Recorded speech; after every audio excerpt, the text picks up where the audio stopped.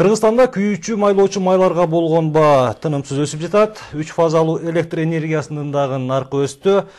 Бул эки тармактагы нарктын өсүшү башка товарлардын баасынын өсүшүнө себепкер болушу мүмкүн. Мындай шартта баа саясаты кантип нукка салынат? Күн маектин бүгүнкү чыгарылышында ушул теманын алкагында маек курабыз. Көрсөтүүнүн коногу Монополияга каршы жөнгө салуу мамлекеттик агенттигинин директору Болсунбек Казаков. Саламатсызбы? Көрсөтүүнү мен Кылычбек Мурзалиев алып барам. Түз байланыштын номери 67 11 41 суроо салыңыздар. Болсунбек мырза, бүгүн маалымат каражаттарына ушундай маалымат чыкты. Бишкек шаарынын райондор аралык соту жарандык активисттердин доо арызын канааттандырып, өкмөттүн жылуулукка тарифти көтөргөндүгүн мыйзамсыз деп тааныгандыгы тууралуу айтылды да. Буга сиздин комментарийиңиз? Мен бүгүн андай маалымат уккан жокмун. Интернет булактарынан да андай маалыматты көрө алган жокмун. Эгерде андай баягы сот иштери болсо, биздин ушул агентствонун кызматкерлери дагы тартылмак. Бирок бүгүнкү күндө андай маалымат менде жок. Негизде ушул жылуулукка, 3 фазалуу электр энергиясына нарктын өсүшү бул мыйзамдуубу? Мыйзамда каралганбы? Мыйзамга каралгандыгы үчүн баягы ошол көтөрүлүп отурат. Баягы Министерство энергетиканын астында ошо департамент бар. Ошонун приказы менен бул баягы тарифтер ошол бекитилген. Анан ушул сиз жетектеген агенттик туурасында сиз келгенге чейин деле бир топ сын пикирлер айтып жүрүлгөн, азыр деле андай сын пикирлер айтылбай калды деп айтсак болбойт. Мисалы, өтө алсыз, өз алдынча эч нерсе чече албаган, энергетика, байланыш, күйүүчү майлоочу майды айтпай эле коелу, мүмкүн мынау күнүмдүк жашоо тиричиликке керектелүүчү продуктылардын баасын ооздуктай албайт деп сыпаттагандар бар да. Мындай пикирдин жаралышына эмне себеп болду? Же мыйзамда сиздердин ишмердигиңиздерге тоскоол болгон жагдайлар барбы? Негизи мыйзамда көрсөтүлгөн биздин укуктарыбыз бир топ эле, жетиштүү эле деп айтсам болот. Бирок ошого карабастан бүгүнкү күндө ушул биздин агентствонун ошол баягы адистери менен биргеликте ошол мыйзамды өзгөрүү, толуктоолорду киргизүү боюнча биз мыйзам долбоорлорун дайындап атабыз. Ал эми ошол баягы биздин калай калкка негиздүү болгон ушул баягы күнүмдүк пайдаланган биздин баягы тамак аш продуктубуздун баасын биз негизи баягы көзөмөлдөбөйбүз. Бул баягы атаандаштык базар экономикасында ушул атаандаштыкка кирет. Ал эми ошол биздин агентствонун баягы баа коюу бул эгер монополист болуп ошол ар кайсы региондо или Кыргызстандын базарында ошол өзүнүн баягы орду 35% үйдө болсо, биз ошондо баасын койгонго укугубуз бар да. Ошого байланыштуу биз ушул Кыргызстанга кирип аткан, Белоруссиядан кирип аткан сахарга бааны коюп берип турабыз. Ошол өздөрүнүн көрсөткөн баягы бизге берген материалдарын карап чыгып, биздин адистер колдон келишинче ошо мыйзамдын негизинде ошол баасын кармап же ылдый түшүрүүгө аракеттер жасап келет ушул күндө. Анан эми элибиздин арасында ушундай сөздөр жүрүп атканы мага да жаңылык эмес. Ушул бүгүнкү күндө өзүңүз айткандай энергетика тармагында ушул жаңылыктар болуп, тариф көтөрүлдү. Баягы ушул ГСМ мынакей жаздан бери көтөрүлүп атат. Ошол маселелердин тегерегинде да көп сөздөр жүрүп атат. Бирок мен айтып кетейин деген нерсем ушул ГСМди алсак, күйүүчү майга келип токтойбуз, өзүнчө аз суроо бар. Азыр мага мынага жооп берсеңиз. Анда тамак аш продуктыларынын баасын ким көзөмөлдөйт? Буга көзөмөлдүн негизи баягы основной поставщиктер, эгер булардыкы сырттан алынып келинсе, мен жана айтып өтпөдүм, 35% үйдө ошол рынокто орду болсо, биз бааны коюп берип баштайбыз. Эгерде андай орду жок болсо, бул атаандаштык менен базар өзү базарда өзүнөн өзү баягы бир баягы немеге бага келиш керек да. Бул жерде өзүңүздөр билесиздер, дүң саткандар бар. Дүң саткандардын ортосунда дагы атаандаштык болуш керек. Ошол дүң сатып алгандардан алып алып, жана биздин магазиндер, кичи базарлар сатып атат. Ошол жерде да атаандаштыктын негизинде анан баа келип түшүш керек. Бирок мен ушу айтып кете турган нерсе, биздин мыйзамда, ошол атаандаштык мыйзамында бир пункт бар. 9-чу берененин негизинде. Эгерде ушул биздин калкыбызга күнүмдүк жашоосуна пайдаланган 9 продукт бар да. Ошол бир айдын ичинде баягы 20%-тан өйдө көтөрүлүп кетчү болсо, өкмөттүн чечими менен ошондой баягы баа коюу регулированиясы ошол бардык ошол дүң болобу, экинчи рынок болобу киргизгенге укугу бар. Бирок биз ошол бааны күнүгө болбосо да ошол бир жумада бир жолу биз мониторинг кылып турабыз.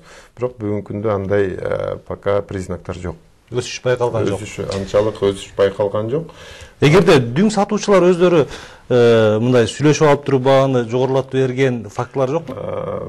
Андай фактылар бүгүнкү күндө каттала элек, бирок андай эгер фактылар болсо да биздин толук укугубуз бар, аларды жоопко тартканга. Кандай жоопко тартасыздар?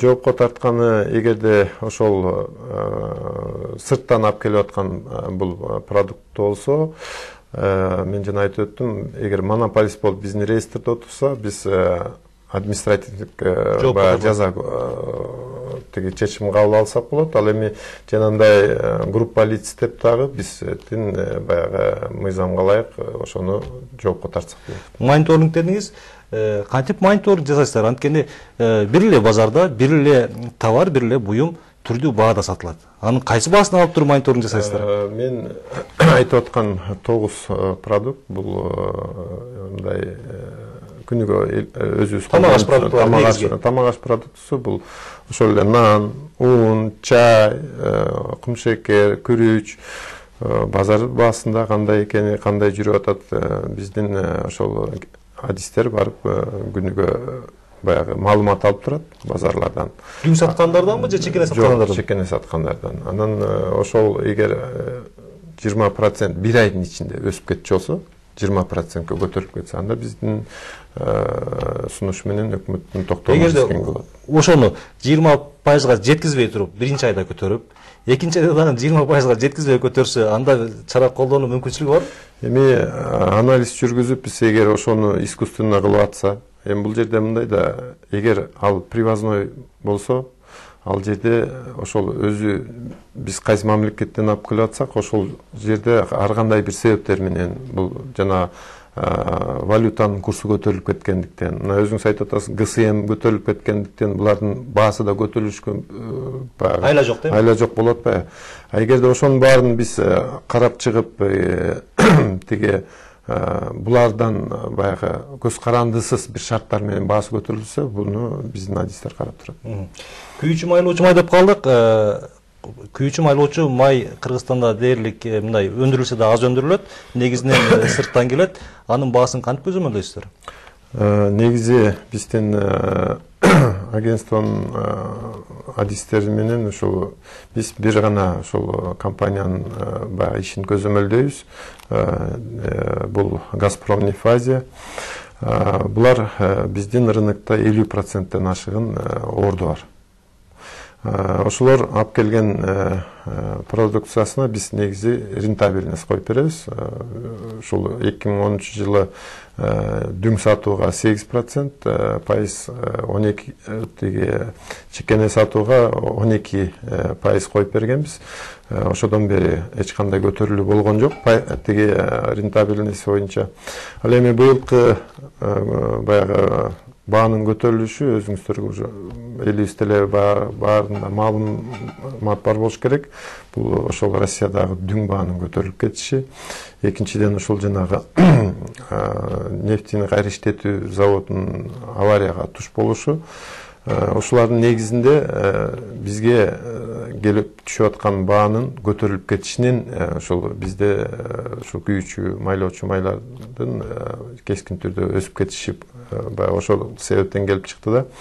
Ал эми бүгүнкү күндө ошол биздин берген сунуштар менен, өкмөттүн берген сунуштары менен Газпромнефть Азияга негизи баягы ушундай элибиз кыйналып турганда жыйып оруу мезгили болуп атканда ошол биздин калктын көбү пайдаланган дистопливо менен АИ-80дин баасын көтөрбөй бир калыпта кармап берүүсүн суранганыбыздын негизинде июль айынан бери бир тыйынга көтөрүлгөн жок. Эгер сиздер байкасаңыздар, мына дистопливого баанын түшүүсү байкалып атат да. Ал эми 92, 95, 98 ай маркасындагы бензиндерге бааны көтөрүлүп атат. Бирок мен айтып кете турган нерсем, бүгүнкү күндө Газпромнефть Азия өздөрүнүн берилген шартына карабастан 8% рентабелдүүлүк менен иштеш керек. Буларга биз коюп бергенден бүгүнкү күндө минуска иштеп атат. Алардын берген информациясы боюнча минус 7% иштешип атат. Бул деген ошол биздин дыйкандарыбызды, биздин элибизди колдоо максатында булар ушундай биздин шарттарга макул болуп, анан эми мен мурунку берген маалыматымда да айтып кеттим эле, ушул октябрдын башында, ушу орто ченинде ошол майлоочу, күйүүчү майларга болгон баанын төмөндөшүн күтүп атабыз. Биз анткени дүйнөлүк рынокто нефтин баасы түшкөндүгүнө байланыштырып атат. Кудай буйруса ошол бааны төмөндөй башташын биз күтүп атабыз. Ошол күйүүчү майлоочу майлардын баасынын өсүшү менен башка продуктылардын, тамак аштын дээзи баасынын өсүшү байкалды. Канча пайызга өстү? Анткени ташып келүү, ары бери алып жүрүү бул баары транспортко байланыштуу болгондон кийин транспорт албетте май менен жүрөт. Албетте бул байкалып атат. Анткени биз эгер ушул жылды анализдесек, жылдын башынан бери сиз айткандай жана 17%ке көтөрүлдү. Күйүүчү майлоочу майлардын баасы, өзүнүн баасы. Өзүңүз туура белгилеп кеткендей, ошол бардык ошол тамак ашка дагы бул таасирин тийгизди десек болот. Бирок ушунчалык бир баягы кескин өсүш болгон жок. Мына элибизде эле мен жалган айтты деп ойлобойт болуш керек. Базарларда анчалык кескин өсүп кеткен биздин баягы тамак аштын баасын байкай элекпиз. Бүгүнкү 1-2 сомго көтөрүлгөн продуктылар бар. Бүгүнкү Кыргызстандын шартында деги эле ушул бааны туруктуу кармап туруу мүмкүнбү? Рыноктук шартта туруктуу кармап туруш бул атаандаштык менен чечилет. Мен жана да баса белгилеп кеттим. Биздин агентствонун эң биринчи максаты ошо атаандаштыкты өнүктүрүү. Бул атаандаштык эмнеге алып келет? Бул баягы качественный товар алып келгенге, баасынын эгерде ошол рынокто атаандаштар көбөйүп баштаса, баасы дагы ошол төмөндөшүнө алып келет. Ошол максатта өкмөт дагы көп иштерди кылып атат деп ойлойм. Мына 3 фаза менен электр энергиясын колдонгондор 1 сом 20 тиындан төлөй башташты. Бирок депутаттар бул баанын көтөрүлүшүн негизсиз, мыйзамсыз деп да атаганга жетишип калды. Мындан улам суроо жаралат да, көтөрүлгөндө сиздер менен макулдаштык эле, эмне негизде көтөрүлдү? Эгерде электр энергиясын колдонуучу болгондон кийин 1 фаза менен 3 фазага баа 2 башыкка коюлсун деген мыйзамда көрсөтүлгөн беле? Негизи мыйзамда көрсөтүлгөн, ошол мурун жогорку кеңеш менен макулдашылып баа коюлчу болсо, өзгөртүүлөрдүн негизинде мыйзамга азыркы күндө ошол баягы уполномоченный орган деп коет, ошол департамент по энергетика министрлигинин астында жайгашкан, ошолордун баягы адистери эсептеп чыгып, ошолор сунуш киргизген, ошолордун буйругу менен бекитилет деп мыйзамда көрсөтүлгөн. Ал эми мен жаңылык айтпашым мүмкүн. Бул жерде ошол адистер айтып келатат. Биздин адистердин эсептөөсү боюнча дагы орточо ушул азыркы болгон электр энергияга болгон орточо баягы себестоимость бул азыркы сатылып аткан 70 тыйындан өйдө. Анан ошол биздин ишканалардын дагы пайдага иштешү жанагы көрүп аткан пайдасын табыш үчүн жана ушул биздин энергетика системасындагы болгон бардык суроолорду чечиш үчүн ошол органдын сунушу менен ошонун буйругу менен нарк ошол жана 3 фазанын колдонуучуларга 1 сом 20 тыйынга көтөрүлдү. Анан эми канчалык мыйзамдуулугу бул мыйзамда жазылган, мыйзамдын негизинде өздөрүнүн укуктарын пайдаланып ошол баа коюлган. Ошол 3 фазага тариф баягы баанын нарктын өсүшү менен 3 фаза колдонгон баягы жеке ишкерлер бар, кайра иштетүүчү завод, фабрикалар болсо кичке ишкана цехтер бар. Эми алардагы чыгашасы кичине өстү да. Андан улам өндүрүп аткан продукцияларына дагы кичине кошумча нарк кошту. Ошондо бир нарктын өсүшү канчалык деңгээлде болуп атат бүгүнкү күндө? Кошумча нарктын. Кошумча нарктын өсүшү бүгүнкү күндө мен андай анализ жүргүзө элекпиз, бирок именно ошол сентябрдан баштап жаңы тариф менен төлөнө башташты. Бирок ушул продуктларына баягы таасирин тийгизет. Кыргызстанда эң аз айлык 1000 сомго жетпейт. Ал эми бир адамдын бир айлык керектөөсү болжол менен бир 60.000 сомго чукул болсо керек. Эми ушундай шартта баа саясатын жүргүзгөн мекеменин жетекчиси катары айтсаңыз, 500 сомдук пенсия, 1000 сомдук айлык менен бир ай жашоону кантип элестетесиз? Кантип жашаш мүмкүн? Эми бул жагында суроолор көп. Мен бул жагынан баягы айтып кете турган нерсе, баа өсүп атат, айлык акы көтөрүлбөй жатат дегенге эми анчалык кошулбайм деп айтсам баягы болбой калышы мүмкүн, бирок ушул өкмөт баягы өзүбүздүн республикалык бюджетке карата толук кандуу баягы ушу элибизди колдоо максатында пенсияны көтөргөнгө, айлык акыны көтөргөнгө толук эле мүмкүнчүлүктөрүн пайдаланып атат. Эми баягы тарифтин өскөнүнө байланыштуу ошол компенсация негизи болуп турса, биздин ошол бюджетибизге карата абдан эле чоң жардам болмок. Бирок бүгүнкү күндө баягы өзүбүздүн ошол бюджеттин алына жараша көтөрүү болуп атат. Бирок сөзүңүздө калет жок. Бүгүн ушул тарифтер көтөрүлгөнгө байланыштуу ошол баягы тамак аш да көтөрүлүп атат, башка нерселер да көтөрүлүп атат, бирок андан артта калбайлы деп өкмөт дагы болгон аракетин жасап атат. Негизи эле биз конкуренция түзөбүз, жеке ишкерлерди колдойбуз деген саясат менен бардык мүмкүнчүлүктү баягы жеке ишкерлерге өткөрүп салып, мамлекеттин өзүнүн кандайдыр бир баягы таасирин тийгизүүчү негизи куралын жоготуп алган сыяктанат да. Мисалга өткөн көрсөтүүбүздө эле ушул көмүр маселесин талкууладык эле. Сиздер мамлекеттик орган катары көмүр казылган жерге бааны коюп берип атасыздар. Андан кийин ал жактан ташып келгендер, ортомчулар өзү каалаган бааны коюп сатып атат. Бул бир жагынан ошол ташып келгендер бааны кескин көтөрсө, мамлекет аларга эч чара колдоно албаса, мамлекеттик саясат деген кандай болуп калат ал жерде? Эми мамлекет деген элдин кызыкчылыгын ойнош керек да. Мамлекет деген элдин кызыкчылыгын ойлоп келатат. Биздин агентстводагы бир гана баа коюу менен чектелбестен биз ошо жарандардын укугун коргоочу функциябыз бар. Ошону пайдаланып биз ошол эле атаандаштык мыйзамынын негизинде азыр өкмөттүн укугу бар.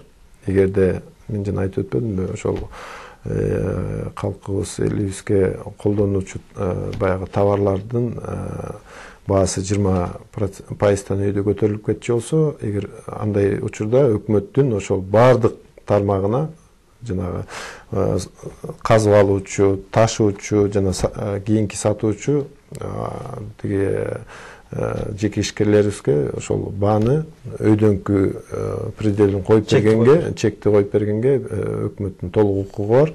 Бүгүнкү күндө ошол укугун пайдаланып өкмөттүн токтом долбоору иштелип чыкты. Эгерде ушул жумада баягы кабыл алынып калса, анда биздин агентство ошол укугун толук кандуу баягы ишке ашырат деген ойдобуз. Эмне өзгөрүү болду мыйзамда? Өзгөрүү негизи мыйзамда өзгөрүү жок. Ошол өкмөттүн ошондой укугу бар. Мыйзамда көрсөтүлгөн. Эгерде ошол мисалы үчүн ошол көмүрдү алсак, көмүрдүн баасы бир айда кескин түрдө көтөрүлүп кетсе, 20%-тан үйдө өкмөт ошол бардык жана айткандай казып алуучу, жеткирүүчү жана сатуучу жеке ишкерлерибизге баягы чек коюп бергенге укугу бар. Анан эми баягы айтып кете турган нерсе, быйыл ошол светтин тартыштыгына байланыштуу жана биздин Ош областы, Жалал Абад, Баткен областтарында ошол газдын берилбей жатканына байланыштуу быйыл көмүргө болгон ушундай кызыгуу, көмүргө болгон суроо талаптар, көмүргө болгон ушул саясат десек болот, абдан күч алып атат. Биз азыр ошол мурунку жумада ошол иш сапар менен бардык ошол Жалал Абад, Ош, Баткен областтарында болуп кайттык. Ошол жерде өндүрүүчүлөр менен жолуктук. Биздин иш сапарыбыз ошол көмүр маселеси боюнча болгон. Жомарт Кайыпович өзү барып да ошол ар бир шахтанын кандай деңгээлде иштеп атканына чейин таанышып келди. Анан ошолор менен жолугушууда ошол өндүрүүчүлөрүбүз дагы туура түшүнөрүн баса белгилешип, биринчи кезекте ошол биздин жарандарды, биздин мектептерди, больницаларды, ушундай социалдык баягы мекемелерди толугу менен камсыз кылмайынча, мисалы үчүн Баткен областындагылар сыртка чыгарууну токтото турабыз деген убадаларын беришти. Ал эми азыр ар кайсы аймактардан да түшүп атат. Ушул баанын кээ бир компаниялар көтөрүп жүргени боюнча, эгерде жанагы токтом кабыл алынса, биз ошол укугубуздан пайдаланып бардык чектерди киргизгенге азыр даярданып жатабыз. Мисалы жаңыртан бери 20% деп айттабыз. Эгерде арзаныраак буюм болсо, 20% өсүш байкалбай деле калышы мүмкүн. Бирок көлөмдүү, баасы кымбат буюмдардын 20% карапайым эл үчүн бир топ эле чөнтөгүнө урулган сокку болот да, 20% эмес, 10% эле бир топ сокку болот да. Эми мындай көмүр маселесине кайра кайрылсак, былтыр мен ошол жолугушуу учурунда да анализ жасап көрдүм. Былтыр Баткен областында 12-ден 14 миңге чейин мурдагы жылда чыккан көмүр. Ал учурда альтернатива болгон свет, газ, ал учурда андай нерсени да чоң көтөрүлгөн эмес да. Быйыл ошол светтин тартыштыгына байланыштуу жана газдын берилбей жатканына байланыштуу ушул көмүр маселесинде аябай саясат көп болуп атат да. Бирок биз ошол компаниялардан дагы суранганыбызда, алар менен сүйлөшкөнүбүздө, алар да туура түшүнүү менен быйыл элибизди арзан көмүр менен камсыз кылабыз деп болгон мүмкүнчүлүктөр жумшалып атат. Баткенде көмүрдүн тоннасы канчадан сатылып атат бүгүнкү күндө? Баткенде көмүрдүн тоннасы бүгүнкү күндө базарда жанагы көмүрдүн да түрү көп да, ошону да туура түшүнүш керек. БК деп коет, бул чоң сорттолгон көмүрү, бул бүгүнкү күндө 11 миң сомдон сатылып атат. Биздин эсептөөлөр боюнча где-то 8 сом, 8,5-дан сатылыш керек. Анткени ошол казып аткан компаниялардын жеринде биздин адистердин коюп берген баасы 5 сом 20 тыйын. Бул салыктарды эске албаганда, салыктар менен 6 сом 20 тыйын. 8 сом болгондо 8 миң сом болуп калышы керек. 8 миң сом болуп калышы керек. Неге 11 миңге сатылып атат? Эми бул жерде баягы мындай жана сиздер экинчи рынокто биз көзөмөлдөйбүз деп атпаймынбы? Ошонун негизинде болуп чыгып атат. Биринен алып отуруп ошол баага чыгып кетип атат. Анан ушул Баткен областында касылып аткан көмүрлөрдүн эмнеге кымбат болуп атканы, бул биринчи себеби шахтовый метод менен касылат. 200-300 метр тереңдикке кирип ошол жактан алып чыгышат. Ал эми кара кечеде болсо өзүңүздөр билесиздер, жердин үстүнөн эле казып алганына байланыштуу баанын баягы айырмачылыгы ушундай болуп чыгып атат. Ал эми экинчиси болсо ошол эле кара кечеде баягы жердин үстүнөн казып эле баягы техника менен жүктөгөнүнө байланыштуу ал жерде объем көп. Ал эми шахтада болсо бир баягы компания ошол мага берген маалымат боюнча ашып кетсе 2 КАМАЗды жүктөйт экен. Күнүнө. Бүгүнкү күндө 20 компания иштеп атат. Баткенде. Анан баягы анализге караганда ошол 60-тан 80% ошол Тажикстанга сатылып атат экспорт менен. Досумбек мырза, биздин убактыбыз аз калып баратат. Тогото жерлерин айтсаңыз, жогоруда айтып кеттиңиз, агенттиктин милдеттеринин бири бул колдонуучулардын укуктарын коргоо депчи.